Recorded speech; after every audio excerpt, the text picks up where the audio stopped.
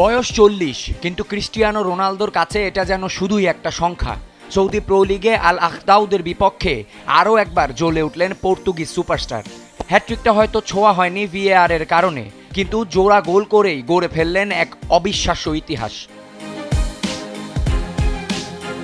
65 বছরের পুরনো এক রেকর্ড এখন রোনালদোর পায়ে লুটোপুটি খাচ্ছে। 30 বছর পার করার পর এতদিন সবচেয়ে বেশি গোলের রেকর্ড ছিল ইংলিশ কিংবদন্তি রনি রুকের।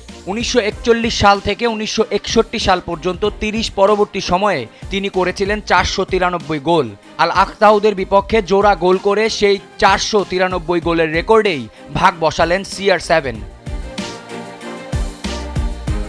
অবিশ্বাস্য হলেও সত্যি, ক্যারিয়ারে 30 বছর বয়সে আগে রোনালদো যত গোল করেছিলেন 30 পার হওয়ার পর তার চেয়ে বেশি গোল করেছেন।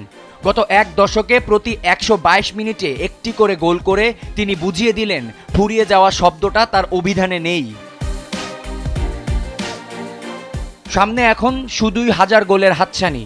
ক্যারিয়ারে 956 গোল করে ফেলা রোনালদো হয়তো আগামী 30 ডিসেম্বর আল ইত্তিফাকের বিপক্ষেই রনি রুককে ছাড়িয়ে এককভাবে ইতিহাসের পাতায় নাম লেখাবেন। সর্বকালের সেরার দৌড়ে রোনালদো যে থামার পাত্র নন তা আবারও প্রমাণ হলো।